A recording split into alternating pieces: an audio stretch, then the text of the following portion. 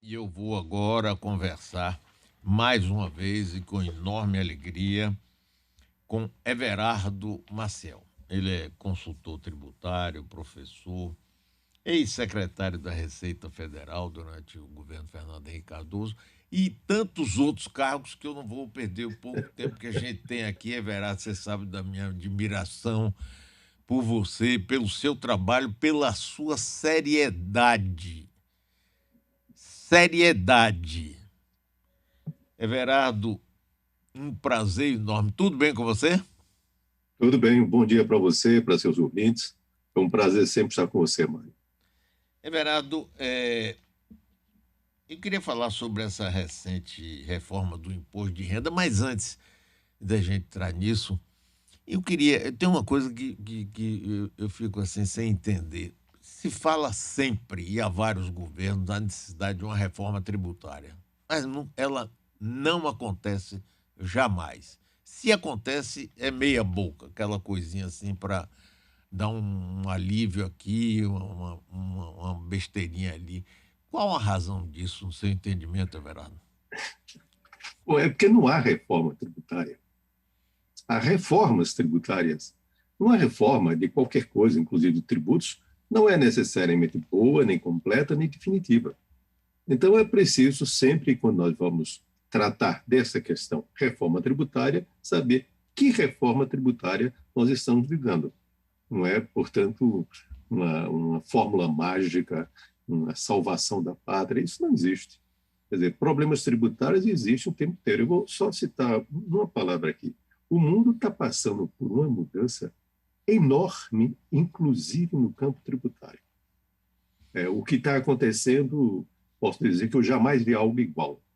Quer dizer, mudança em relação à tributação da renda do mundo, o enfrentamento de paraísos fiscais, a utilização intensiva da tributação para enfrentar as mudanças climáticas, uma nova forma de financiamento do seguro social, da previdência social, portanto, porque o modelo que existia ele não vai dar mais certo.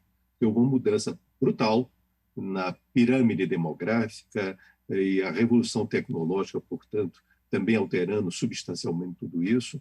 Nós estamos vivendo um momento, um limiar de uma grande mudança.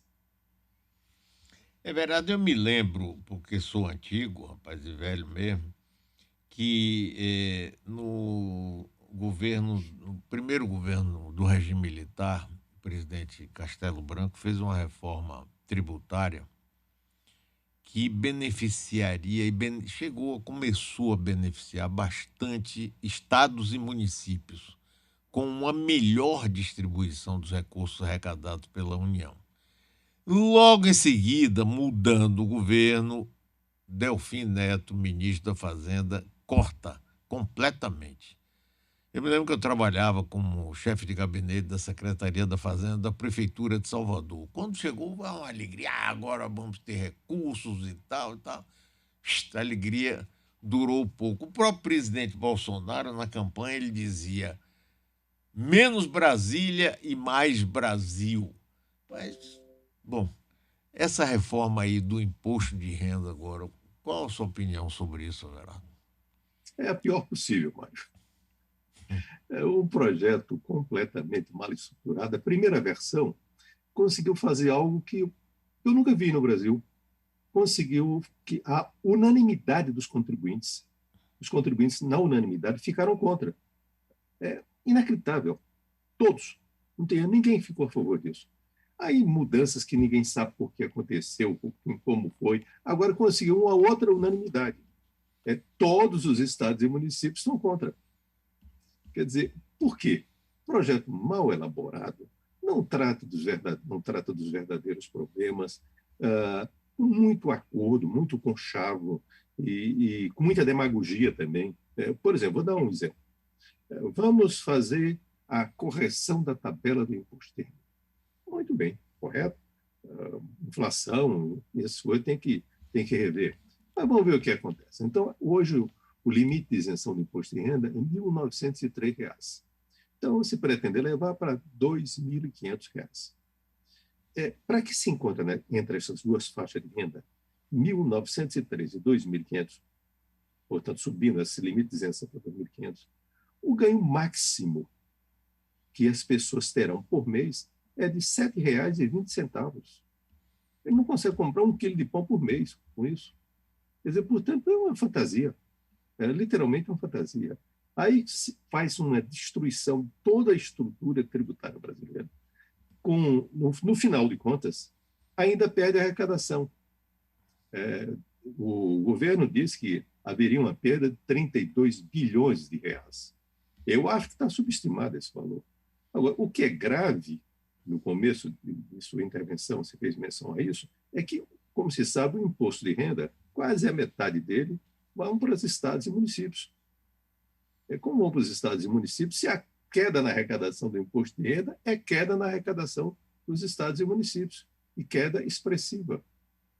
Numa situação, nós estamos com um risco fiscal visível à porta, com problema de inflação, com problema de câmbio, com problema de crise hídrica, crise energética, crise logística, inclusive. Quer dizer, tudo isso somado, ninguém sabe exatamente o que vai acontecer depois dessa pandemia aqui, nem em lugar nenhum do mundo.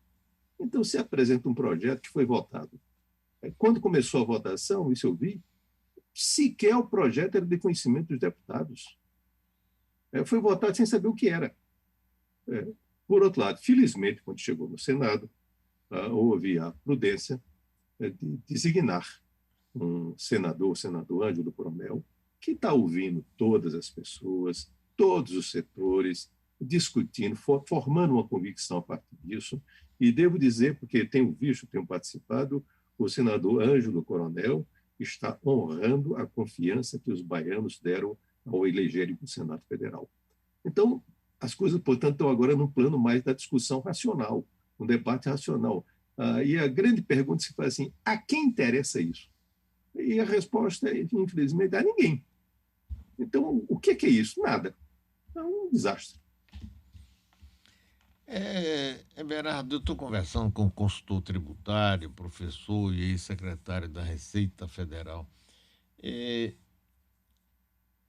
Por que tanta atrapalhação dentro do tal Ministério da Economia? Quer dizer, a ideia do governo Bolsonaro e de Paulo Guedes, suposto posto Ipiranga, era juntar vários ministérios, porque antes, e você sabe perfeitamente disso, você participou do governo, sempre havia um debate muito grande, sobretudo entre fazenda e planejamento. Um fazia o orçamento, o outro tinha os recursos, mas, de qualquer jeito, esse debate até, de certa forma, ajudava a chegar a um entendimento, a se ter outras opiniões. Agora não. É um bloco monolítico que chega lá e pá, manda, vai, sem muito diálogo com o Congresso. Às vezes que esteve diálogo foi um desastre. O que é que você acha? O que é que passa assim na sua cabeça que possa ser a origem de tantos desencontros? Deixa-me perguntar, Mari, incompetência está incluída na resposta? O que tem é uma enorme incompetência. Quer dizer, pessoas que não estão preparadas, não estão qualificadas para tratar dos problemas brasileiros. Quer dizer, no final de contas, todas essas discussões, hoje em dia, estão todas canalizadas para discutir a reeleição ou não do presidente Bolsonaro. Agora, vejam a que grau de loucura nós chegamos. Se diz assim, precisamos aprovar o projeto de reforma do imposto de renda para financiar a expansão do Bolsa Família, auxílio emergencial, que não vem a ter, enfim, transferência de renda para os mais pobres. Agora, o projeto tem perda de arrecadação. Você já viu que coisa mais maluca? Quer financiar o aumento com a perda de arrecadação. E ninguém acha nada de absurdo nisso. Quer dizer, isso é a maluquice completa. Quer dizer, é como eu dizer, olha, eu vou aumentar a sua remuneração reduzindo seu salário. Quer dizer, não tem nexo. Não tem nexo isso. Então, aí, assim, isso, uma série de coisas desse mesmo gênero, quer dizer, aparece uma coisa, eu acho que até falei algumas coisas pela imprensa, não foi entendida, e colocaram umas coisas malucas. Por exemplo, quando eu falei que na Europa estava se tratando da tributação dos serviços digitais. Acharam que eu estava falando de imposto digital. O que é isso? Existe imposto digital? Uma confusão atrás da outra. Quer dizer, por falta de intimidade com esses conceitos, por falta de intimidade com questões que são relevantes para a condução da economia nacional. Agora, dentro do Congresso, Everardo, você acha que há possibilidade de parlamentares mais afeitos ou mais conhecedores disso apresentarem modificações ou enfim, melhorar essas coisas, ou passa assim, ou não passa, por uma questão eminentemente de ordem política?